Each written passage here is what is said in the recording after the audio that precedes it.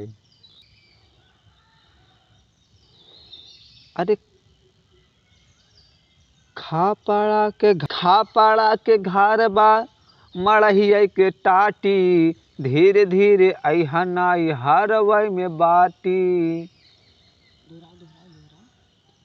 अब खा पड़ा के घर बा मड़हिया के टाटी, धीरे धीरे अहनाई हरवई में बाटी। अरे चली जाई है सैयता जियब कैसे अपन फाटल करे जवासियाब कैसे। अरे तेल देबै मंगनी नून देबै मंगनी, अरे मंगनी ना बलमुआ तो का देब छोटी ना नदी। अरे गंगा पार से उली टिटहिरी बैठी बैठी, गुलर के डार बैठी गुलर के डार बैठी।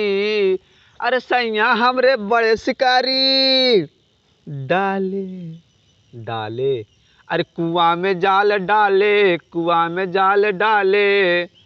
अरे झुमका मंगनी ना लियाइला